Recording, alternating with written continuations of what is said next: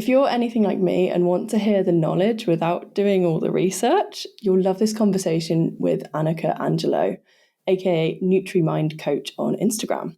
She's an ADHD nutrition research expert and science communicator, and she loves to dive into the research to offer accessible and ADHD-friendly strategies around nutrition. And this is such a good conversation, and her work is so needed. We deep dive on eating habits with ADHD, the emotions and behaviours we encounter when we're trying to manage ADHD and feed ourselves and, survive. We talk about breaking the shame and stigma that medication can come with and finding a balanced approach to living healthily with ADHD. She left me with one simple anecdote: fed is best. Enjoy the episode. Thank you for tuning in to the Calm Your Nervous System podcast, where you will learn to regulate your nervous system, not just calm it. I'm your host, Jenny Adams, and I'm a somatic coach who has recovered from debilitating ME and trauma. Alongside my guest experts, I'm here to share tips, stories, and debunk jargon, what is somatics anyway, about how you can regulate your nervous system so you don't have to live with chronic illness, burnout, or debilitating trauma for the rest of your life. A joyful life is possible.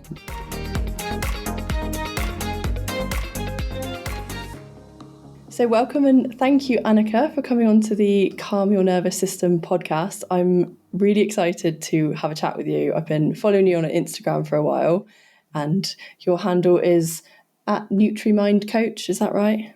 Oh yeah, that's a different discussion too. Like figuring out Instagram, like branding. Oh my goodness, it's a hard decision, right?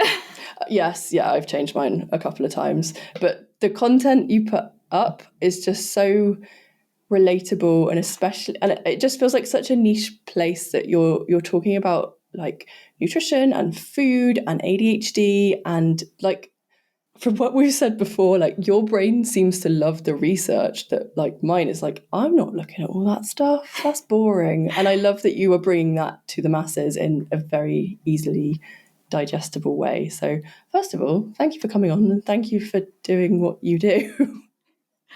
And thank you for just having me on so I can blab about this and we can talk about just our experiences and what people also probably experience too, because I feel like food and ADHD is just not talked about.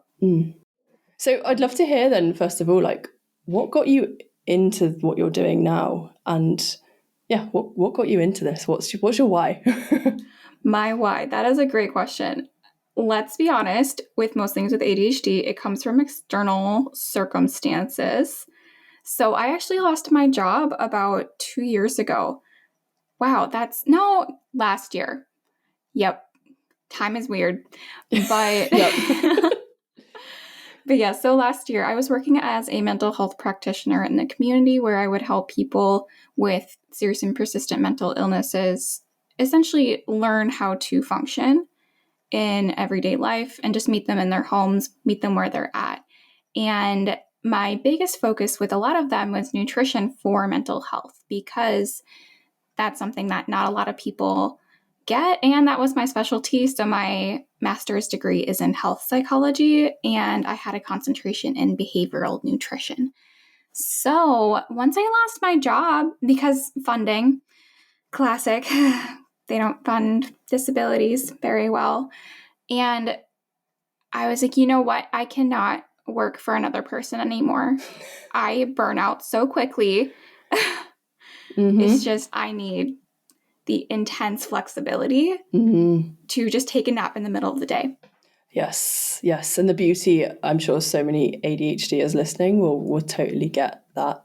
Like once you work for yourself, you're just like, no, I'm never going back to being told what to do. Yeah, yes. And so I'm so grateful that over the last year, I've been able to build this platform and just do what I love, which is science communication. So like I said, my concentration was behavioral nutrition. And so my master's thesis was on the intersection of minority stress and IBS and ADHD. So fascinating stuff. All interlinked. Yes. Yes. Wow. Really That's quick, very let me just tell you the specific. findings. Yeah. So, so what we found was that the people with ADHD who had more minority stress, specifically with, so I looked specifically with the LGBTQ community. So the people who were transgender, like that demographic, and bisexual, they had, in general, the worst IBS symptoms. And so the theory here is that with minority stress, those are the more minority aspects of that LGBTQ community. Oh my gosh, my words. But so with that, like they're more discriminated, and then that can translate to more anxiety, which can increase your IBS symptoms.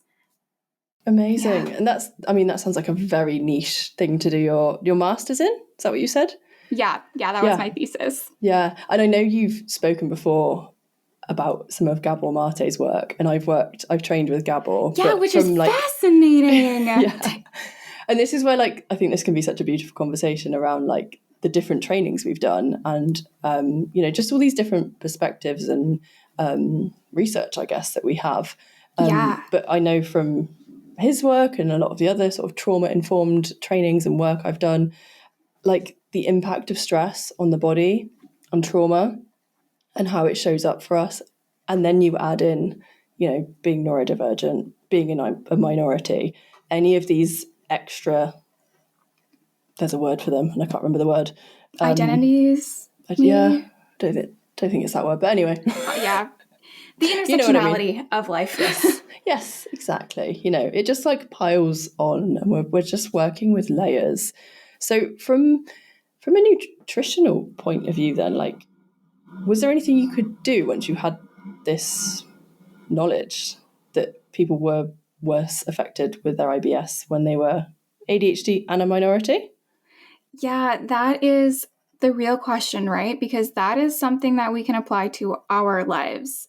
Because a lot of people with ADHD do identify in the community, or they also have a lot of different intersections that can compound and make just the experience of food harder.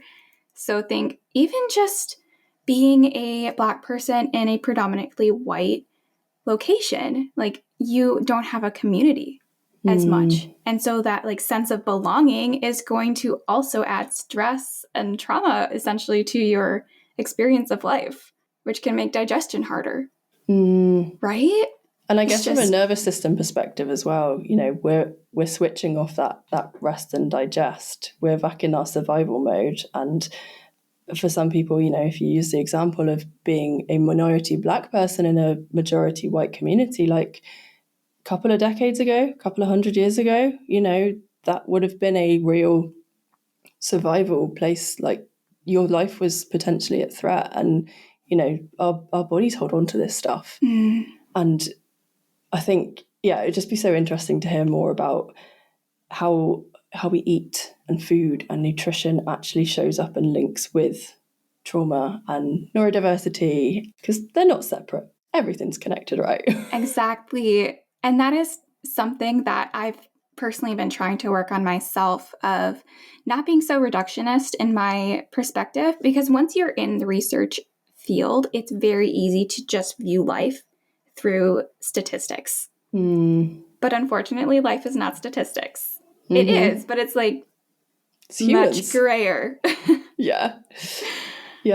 So what are some of the like common things that you see with people, whether it's your own story and journey, but around managing ADHD and food and nutrition and eating? Yeah, really what we see is, okay, obviously I think research first. And so there is essentially no research right now on behavior with ADHD and eating. Wow. I know. There's only research right now on how a person is more likely to experience eating disorders. There is one study that came out in 2025 that was on snacking behavior, which was fascinating. Essentially, they found people with ADHD do more snacking throughout the day, but it's not derived from emotions. Ooh, okay. Yeah, I know. Isn't That's that interesting? But yeah, that is one of the first studies that actually looked at ADHD eating behavior. Okay. So essentially, we just have to learn about the anecdote right now. And from conversations I've had with a lot of people, we tend to experience about 3 different experiences with ADHD and eating. The first I call unintentional restriction. That is what I do, and it sucks because I just don't have hunger cues, honestly. And when I have hunger cues, it is way past when I should have eaten. And then I don't have the energy to make any food, and then I just don't eat. I find that just really hard because then over time it depletes your nutrients in your body, which then can make your ADHD worse, which then can just contribute to that cycle of, well, now that I don't have enough nutrients, my ADHD is going to get worse. So my executive functioning to even cook these different foods is going to be even harder. And so it's that snowball effect, right? Mm-hmm. I've been there. Yeah. So the Yeah. unintentional restriction is what you call it. So that's the lack of hunger cues until it's too late. Mm-hmm. And then you it's probably just go for yeah, like whatever's quick and easy, which is generally exactly. not If healthy. that. Okay. Because when you get like to a point, even chewing or bringing up something to your mouth can feel almost impossible or like way too boring. Yeah. Yeah. Sometimes like my other half is always saying to me, like, why do you always need to be doing something when you're eating? Whether it's just like, I think for me, I need something like in my hands or some like extra, something else. And yeah, because otherwise it can be a bit dull. I love going out for like a good meal. Yeah, But that like sometimes, novelty aspect is really helpful. That's something I've been learning for myself, especially as I've been getting into more of these funks of I just hate the idea of eating some days. Like it's such a drag. I would rather not eat than eat sometimes, even okay. though I know I have to. Yeah. It might be, we talked about that a little bit before, just that PDA aspect of when you know you have to do something, our brain is like, no, I'm not Yep. going to do that. Yep. Yep. Oh yes, I can relate. I can relate to some of that. So what you said there was 3 things that you see Yeah, often. so that What are was the the other first 2? one. The second one is very similar, but it's more of the you unintentionally restrict.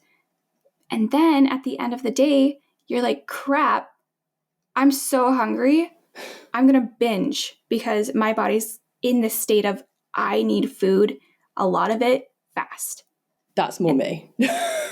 Yeah. Yeah, and that's something I've noticed a lot of people, specifically who have stimulant medications, tend to experience more often. Okay. Mainly That's because of the interesting. appetite suppressant aspect. So it can compound a lot if you already have worse hunger cues, in my just perspective of seeing people. But yeah, that's hard because if you don't feel like you have to eat and then all of a sudden at the end of the day, you're like, crap, oh, we have to consume food. Yeah, and I would love to talk to you about meds in a minute as well. Yeah. For me personally, I find being on stimulants, I don't particularly want to be on them, but we'll go there in a minute, I'm sure. But I find my hunger cues are still there. I'm like dopamine eating less. So I had a week Oh, that's last incredible. week that my meds hadn't been delivered on time. So I just cold turkey had nothing, which is not ideal. Thank you, NHS and pharmacy. Anyway, so I had nothing for like a week, and I've been back on my meds since yesterday. So I'm definitely feeling them more today. Like I'm constantly necking water because I've got quite a dry Yep, mouth and throat. stimulants are dehydrators. Yes, and I kind of got used to that, but I guess the cold turkey on off isn't helping. But anyway, I found before I went on any kind of meds, and I've only been on them for about 6 months, not even that I was what you had just described.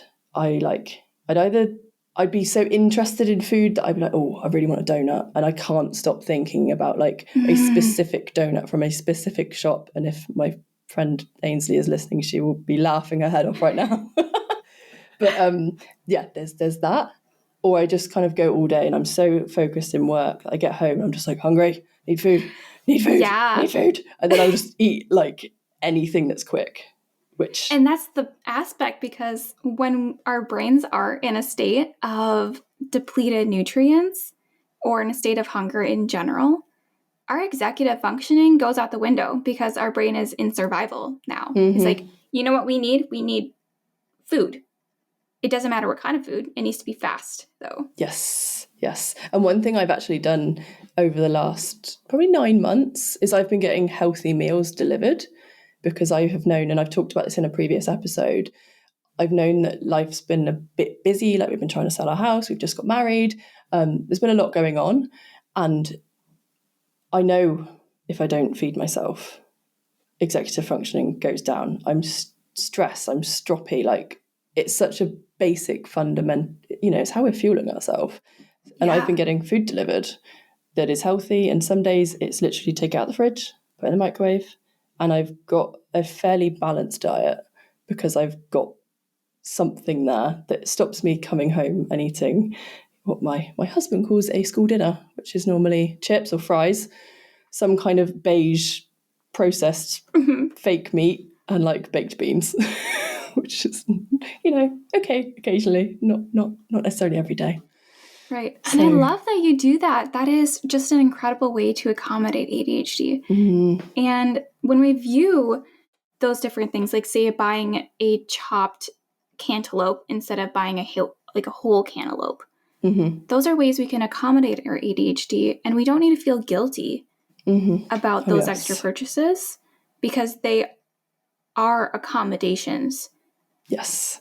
And I have definitely been one of those people that I am capable of going into a kitchen and seeing whatever's there, and I can throw a meal together with just, the basics, and just chucking something together. Like, I can cook.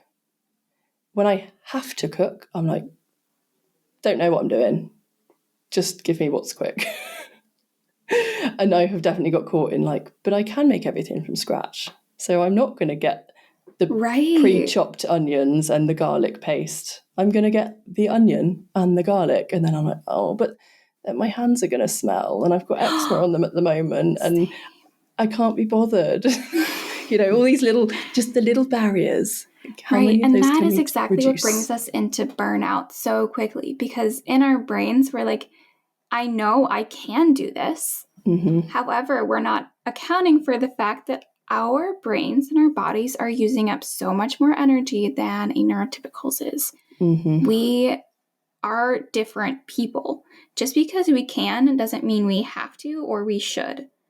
Yes, I love that. And the more we can say, just giving ourselves permission to be us, and whatever we can do to support ourselves as well. Because I've beaten myself up so many times when I'm sitting on the sofa, just eating a bag of crisps. Why am I doing this when I am capable of putting together a 4-course incredible meal? And I'm just I'm just gonna eat crisps. What else? These are two different people, but right. And I think it comes also down to the fact that in our brains, for some reason, the way that our brains are working, they view making a 4-course meal the same amount of effort as making a quick sandwich. Yeah. And so in our brains, we feel like I should be able to do this because it feels like it's the same amount of effort as making that sandwich. But reality is it's so different. Yes. And so we just beat ourselves up because we feel like we should be able to do that. And then we end up doing the thing that we can actually do. And then we're like, wow, I'm so bad at life. Yeah. And we have enough shit on us already. We don't need to add any more like that. So I have on my notes app on my phone, I have a selection that I've gone through with my husband and just said, what are easy, quick meals that if I'm not in the country, because I travel quite a lot, can I just go to a supermarket, get these things and remind myself, oh yeah, I can make balsamic tomatoes on toast. I can make like there's just certain things on there that I know are my go-tos that are easy that I will eat. That otherwise, if I'm in the supermarket, I'm then overwhelmed with choice. Like I can't cook anything. I'll just get some bread and hummus and live on that for a week. Yeah. Wow. I love that. That is definitely one of the recommendations that I make to almost every single person with ADHD because, like you said, it's more of that cognitive overload. So not only are we going into the grocery store, which is already for us more stimulating than a neurotypical, so we're using more energy than somebody else's. So that already is, our energy is lower. And then we have to think about what we're going to buy. Yes. Yeah. And like it's not to just make one the meal step. and no. And what have we got at home already that's in the cupboard? And is it in date? And I said I'm going to get beans, but have we got them? If I don't buy them, I'm going to have none at home. If I do, we've got like 10 cans already in the cupboard. That is so relatable. Yeah. Oh, but yeah, so having just a list of foods easily accessible that you know you can make relatively quickly is so important because the decision aspect of food in our brains is about the same amount of effort as making the food. Because, like we talked about, our brains don't understand effort very well. Yeah. Yeah. And I mean, I've heard this through a human design element. This might be a neurodivergent thing. This might just be me. But I have definitely noticed if someone says, do you want A or B? I will make a choice. If someone says, what do you want for dinner? I'm like, I don't know. Too many things. Yeah, literally. Yeah. Too much choice is overwhelming. I love that. That's exactly what my husband and I do. Like, if we're going to go out to eat somewhere, I'll tell him, hey, give me like 3 options of places. It also kind of satisfies my people-pleasing desire because then I know like those are 3 options that he is chill with. Aw. Now I get to have the option of what one I prefer the most. Yeah, no, so it's like a joint decision then. Yeah. It's just a really easy way though of accommodating. Yeah. I love that. Like those just small choices, like seeing what we can have, choosing. Yes. Like we went to Miami and we picked up a cruise last month for our wedding. But I knew when I landed in Miami, because we've got a 5-hour time difference, I'm going to get there. Like I know Miami, I've been there before. I know I'm going to get there. It's 4 p.m. US time. To me, it's 9 p.m. and I've been up since 4 a.m. and flown. I probably haven't eaten very well on the plane. So the day before we flew, I was on Uber Eats with the hotel saved in my phone, looking at where can I order food from, because I knew we'd get to the hotel and everyone's going to be hangry. And that was exactly what happened. I was the worst, so I was the hangriest. And oh my gosh, I feel that like on a deep level. My hanger is so bad sometimes. And the worst to me, at least, is when it's the step after hanger, where you just like become a shell of a person. yeah, I just cry. That's when someone will give me a choice. I'm like, I don't care, just fed up, I'm tired. And then I feel like it's not a nice place to be in. And that's where communicating beforehand with your partner or whoever you're living with, ideally, I feel personally living with a person for ADHD is very helpful in managing ADHD. But yeah, communicating beforehand, like, hey, when I get into this funk, like this second stage of hunger, like the intense hunger, I can't make decisions very well. Yeah. I just need you to give me something that is really easy to eat, requires almost no effort. So like say some applesauce that I can sip through a straw. Because That's even in those moments, sometimes picking up a spoon is too hard. Yeah, just literally just like, here, eat. Yeah. But then I find I have to like feel what kind of food I want, because my partner, he'll make me food and I'm like, I don't feel like eating chili though. So he's just given up. Yes. Okay, before we get into the last one, let's talk about that, because that is exactly what I've been kind of journaling about recently. Just the fact that for my husband, food is an aspect of life. For me, it is a enjoyment before it's an aspect of life. So yeah, the need is first for him, enjoyment is secondary. Enjoyment is first for me, and then need is secondary. I don't know if that resounds with you at all. Yes, I definitely, it has to be an enjoyable experience, despite what we said just now about being distracted whilst doing it. But it is definitely I need to feel what I'm eating. So that's why I like a couple of choices, but this is why I struggle to do like a food plan and a list, because I might plan it out, and unless it's like really exciting food, which sounds mad, but I'm sure people will know what I mean, then it's just like, no, I don't really feel like that this evening, so no, I'm just not going to eat that, and then it goes to waste. So I do find I get deliveries from Planthood in the UK, and that's like enough cooking from scratch with some help.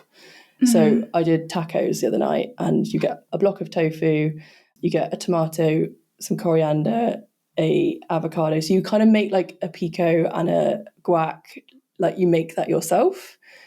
And then the tofu you cook, and then you add a sauce that they give you the sauce.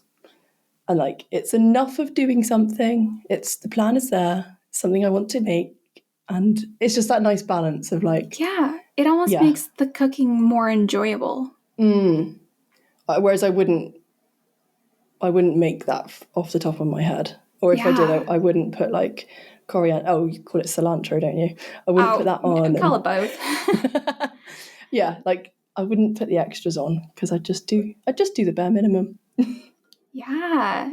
Oh gosh, I just love that you figured out a way to just make it continue to be novel enough while also giving yourself that enjoyability of cooking, because cooking can be fun. Yeah. But it's not fun when we've had to do all of the prep beforehand, or think beforehand, or shop, or everything else that comes before the cooking. Yeah, and sometimes I have enjoyed that process, but yeah, it like you said, I think it needs that some degree of novelty. Like if it's Easter this weekend, if it's like an Easter meal, or like for someone's birthday, then it's interesting enough. But when it's just, I've got home from a long day of work and I'm tired and I'm hungry, I cannot be asked. Just put food in my face. That also sort of reminds me of, so before we started recording, we were talking about like some of my experience with food and how lately I've been feeling a lot of just anger feelings around food.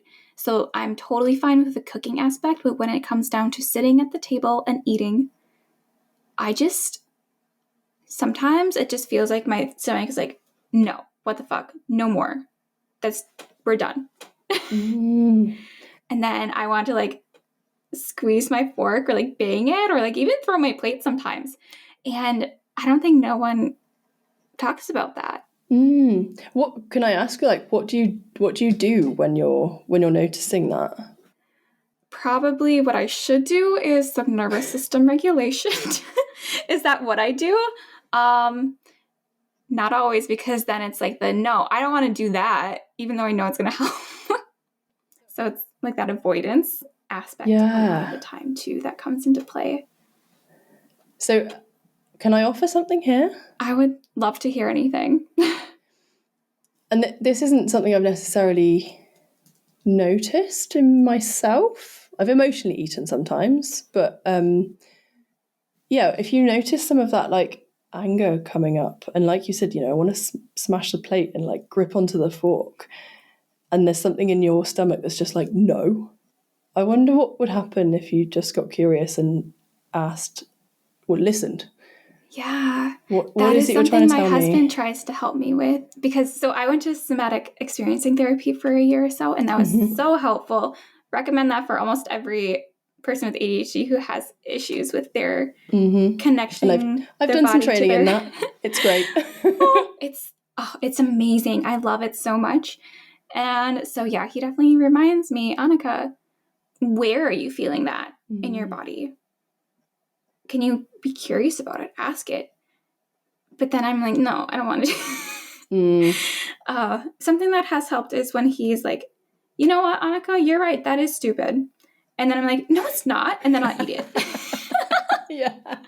You're always tricking yourself then. Oh, yeah. Oh, that comes back to just having another person is amazing who understands you. Yes.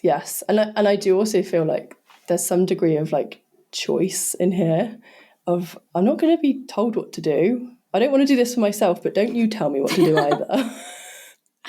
Like my husband will sometimes point out like, you're a bit dysregulated at the moment, Jen. And I'm like, fuck off. No, I'm not. Even though inside I'm like, yeah, I am. You're so right. Don't point it out. Oh, yeah. Yep. Mm-hmm. Yeah. So something I've been trying recently is just having more of that novelty. And then also figuring out that trigger. So when I'm sitting at, say, a comfortable chair in the living room and eating, I don't notice it as much. Or when I'm distracted watching something on YouTube.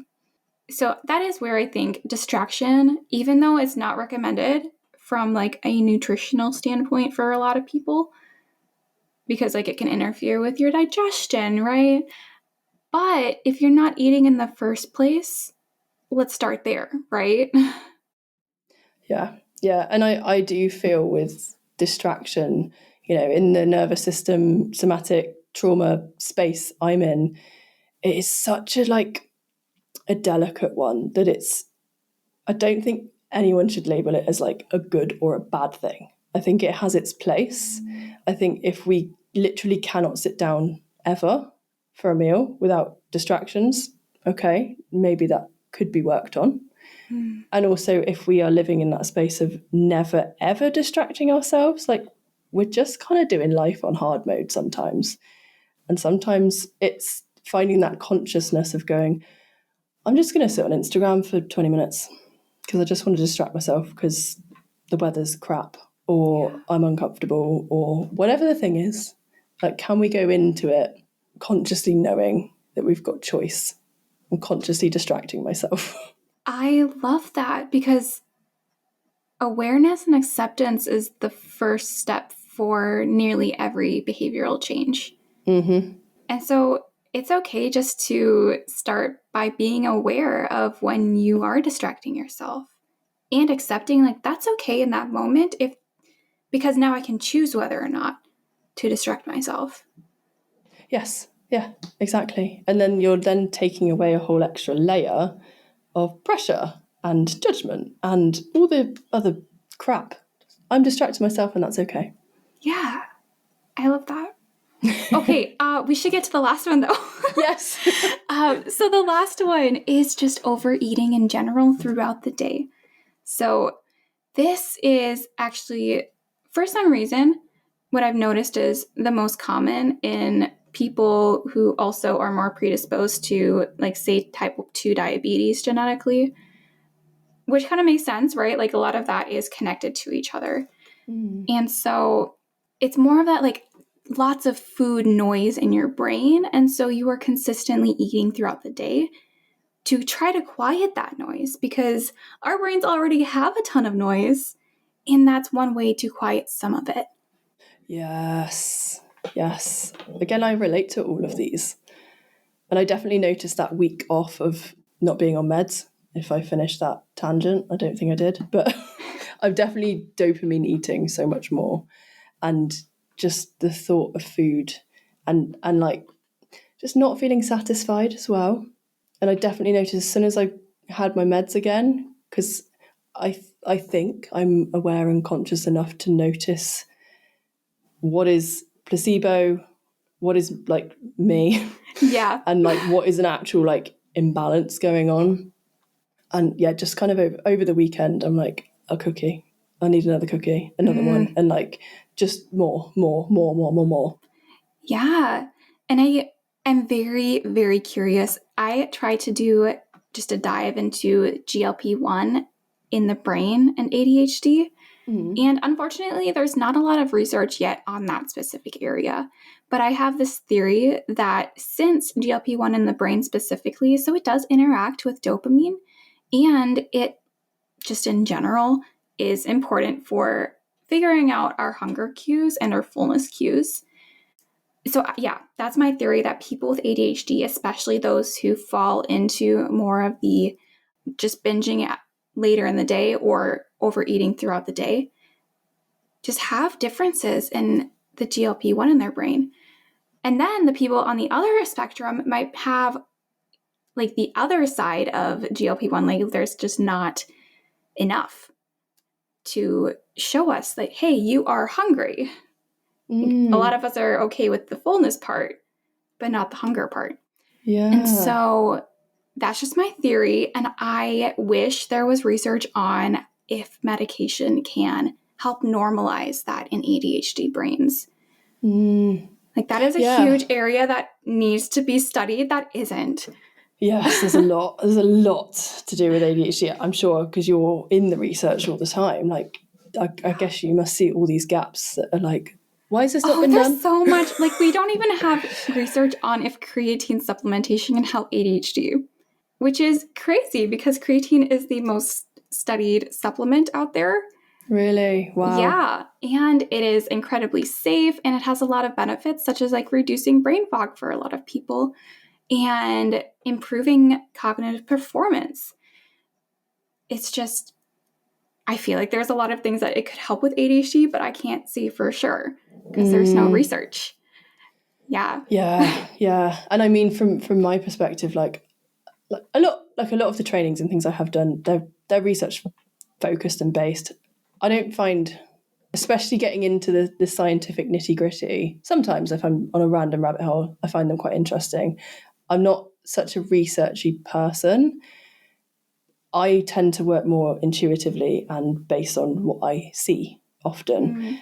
And I think this is where there can be like a nice balance of like, okay, well, if the research hasn't been done yet, but we're repeatedly seeing more and more of, you know, this behavior, or maybe there are some links, we don't quite know, is that the cause? Is that the symptom? You know, what started what, chicken and egg?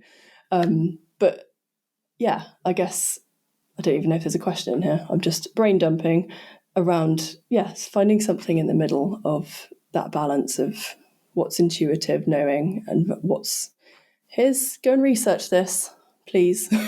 Yeah. I love that because the theoretical framework is the beginning. Like once we start to notice patterns, that's where research can come in after. Yeah, because like I went to a talk about a year ago, and I think the talk was called How Trauma Affects the Body and Brain. And I thought this would be... that sounds like a fascinating talk. Yeah, and I love all things trauma related. So I went to this talk and it was very literal, and it was trauma affects these areas of the brain and this lights up. And we now know that if you have a high ACE score, adverse childhood experiences score, then, you know, your brain is likely to develop like this. And it was such a literal, like, trauma affects our body and brain. And I think for me going in as a somatic practitioner, I'm like, yeah, duh, we've known this for years. Thank you that finally the research is catching up. But yeah, that is what happens all the time. Unfortunately, like research just takes so much money, so much time. And like when we get the information, it's like years after conventional wisdom is caught up. Yeah. So yeah, that must be an interesting place to be in. Yeah. Oh, but it's always so interesting. Medication, I'm so appreciative that there is that option for people. Yes, and I would love to ask a little bit more around like what do these meds do for us? Because I know you talk quite actively in a positive way about how medication supports ADHD brains. So yeah, I'd love to hear more about your thoughts on meds. Yeah, so just to start off with, that is something that I like to talk about because a lot of people in the nutrition space for ADHD tend to just go on the other aspect of medication is bad, nutrition is the only way to help ADHD. And I look at treatment for ADHD as a holistic perspective of we have to figure out what works for everybody. And medication works for about 70% of people. So we can't just say that that's a bad thing if it is actually helping improve quality of life. And I know there's like a lot of concerns, a lot of side effects for certain people, but a lot of people don't hear the positives beyond like it improves quality of life. So we just got a study from 2025, like back in March, which was really recent, I guess. We are only in the middle of April from what we're recording. That essentially proved that ADHD medication significantly improves the quality of life of people with ADHD. And that's important. There was, I don't know if you saw this on Instagram yet, but out of the States, the New York Times had a article that essentially was like ADHD medication doesn't work because it doesn't improve productivity in the person. And that's just not Are we what robots? we care about, right? Like that is such a capitalistic view of how to help ADHD. Yeah. What we care about is how ADHD impacts the person, right? And what we see is, like I said, that 2025 study found that it significantly improves the quality of life of the person, which is in general just like mental well-being on top of even improving your finances, like how you operate in the world, how you feel like you're being perceived by other people. But then there's the aspect of long-term use of ADHD medication decreases your dementia risk by 240%. That is crazy. I think I've seen you post this statistic before, and that is just insane. Because for me, and I think probably a lot of other people, there is the worry about using especially stimulants long term.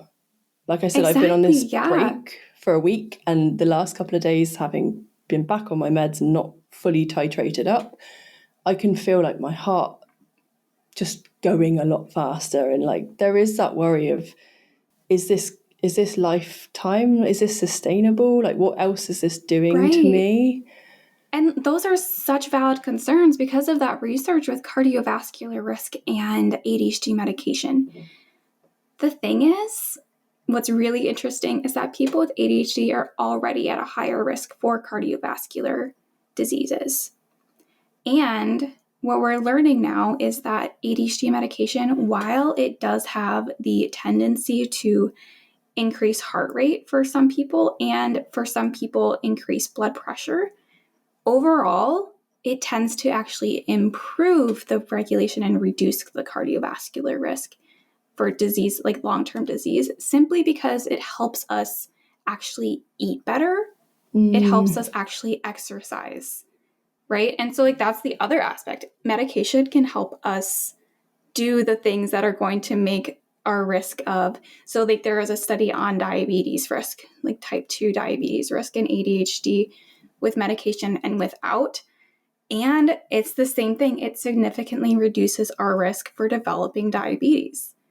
So I guess it's how do we weigh up the pros and cons of it then? Because as you're saying this, you know, I have definitely been a sugar addict. And yes, I still like a bit of chocolate and cake now, but I'm not so desperate for it and addicted, I guess, now that I'm on medication. But I've also lost about 2.5 stone, like 40 pounds-ish since since last summer. And I just feel healthier. Like I'm looking after myself. I'm not carrying excess weight. My BMI is healthier. You know, there's all of these sort of knock-on effects that, and I guess this is where it comes down to the individual of what are your risk factors? Like if you're already living like the most balanced and holistic and supported lifestyle, do you need them? Are they really going to help? Exactly. Right. And like that's the other question. I mean, there is also that aspect of mental health. Like ADHD medication does really improve mental health, specifically depression, OCD, and anxiety.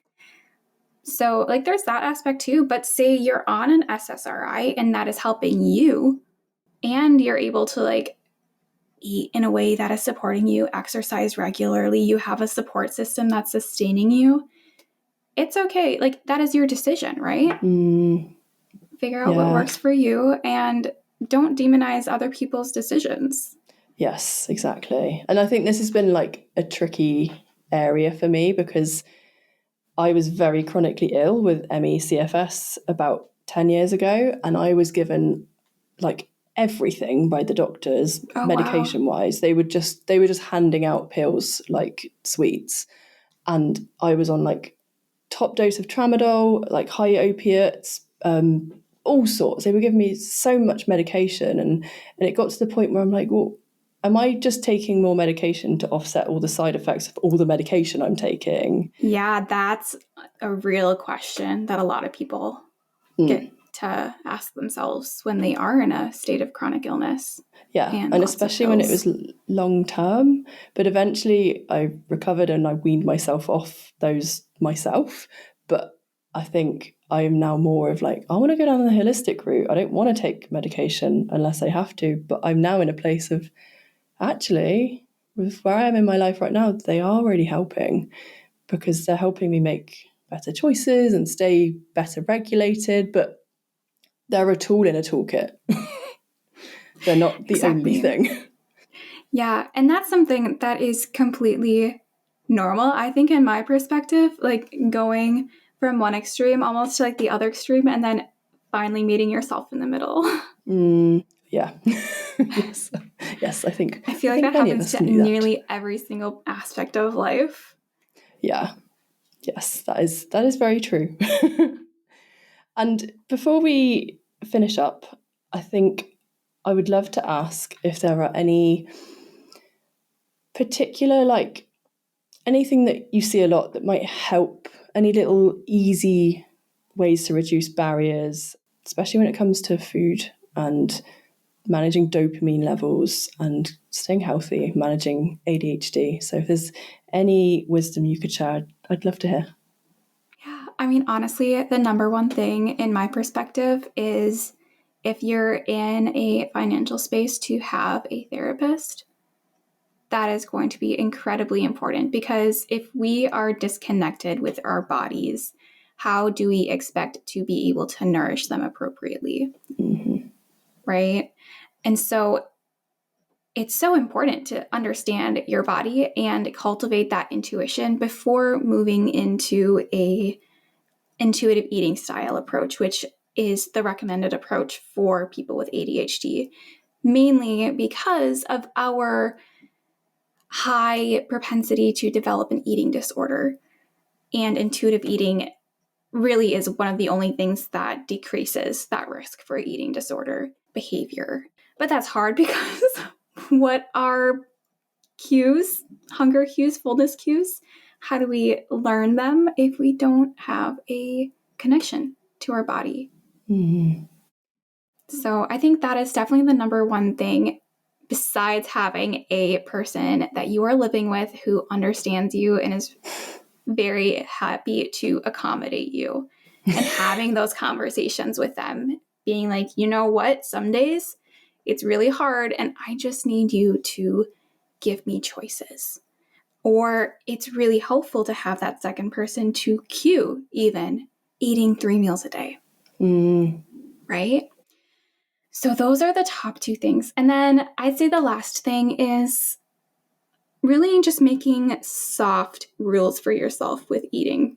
Because like I said, a lot of us tend to experience eating disordered behavior, and we might go down that extreme, right? When we start thinking about nutrition, how can we use nutrition to help ADHD?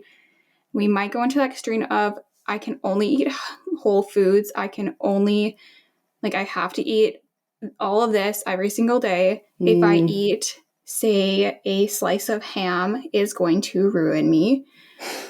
And that's something I struggle with almost every day myself. Even eating some of those, like mac and cheese, because I know in my head it has a lot of like that starchy carbohydrate. And based on like my experience of life, I'm like, you know what? That is bad for me. but it's not. Mm. It's just what my brain thinks. And so I have to constantly remind myself that eating is very important, fat is best, and starchy carbohydrates are good for you, especially when we more cool carbs. them down. Yeah, it's just the ratios that are very important, right? We want to make sure we are eating enough protein. On top of that, we want to make sure we're eating enough fruits and vegetables, nuts, seeds. Ooh, beans. So important for us. Yes. Talking to a vegan with a nut allergy, I live on beans. Good. Yeah. Beans are incredible. But yeah, those are just, we want to make sure we're not going to harm our mental health while trying to help our physical health. Because, yeah, the stress of trying to do all of this and be perfect is going to negate any effort that you're doing. Yes, and then that's a recipe for burnout then, isn't it? Oh, yeah. So, yeah. Well, thank you so much for sharing those pointers, your wisdom as well. And I just love fed is best, because sometimes it is like, actually, maybe this isn't the best thing for me right now, but it's food and I'm going to eat. And well done me, even if it's not perfect. And one thing my nutritional therapist said to me a few months ago, because I've got my little thing of supplements that I haven't taken today, because sometimes they give me a tummy ache. And I know, because there's a lot of them. But she said, if you could take them in a full dose, maybe 2 or 3 times a week, then that is better than nothing. And it's got me out of that, like, I'm on them or I'm off. Like, I have to take them every single day or just don't bother. So now I'm like, okay, if I take them a couple of times this week, yeah, that'll be better than nothing. I absolutely love that analogy, because that's exactly it. Something is always better than nothing. We're not aiming for perfection, even though our brains think very much in black and white and perfection versus bad. Yes. And also that is partly to do with our nervous system. Sometimes if we are dysregulated, we are very much in that black or white thinking. And just going back to your point that you said earlier about, if you can work with a therapist or a coach around how to reconnect with your body. And if finances are an issue, like, for example, my Heal Good membership is all about taking you very gently through the journey of reconnecting to your body, and it's less than £50 a month. It's not necessarily, thousands and thousands of pounds or dollars. There is more tailored support available, not just with me, with many people, but please don't let that be a barrier, because even if that is too much, there's stuff on YouTube. Look at how can you start to reconnect. This podcast is a resource. There's stuff on YouTube. You put loads of amazing stuff on your Instagram. Like, go and find something that sits well with you. There's lots of support out there. And to finish off, please let us know where people can find you and what kind of support that you offer as well. Yeah, so I am found on most major platforms under the username Nutrimind Coach. It's all one word. And I'm most active on Instagram. I'm working later nowadays on YouTube because I want to create more of that long form content, because there's not a lot of nuance we can get in 90 seconds. Yes. Oh, yes. So that is definitely where I'm going to be focusing more on.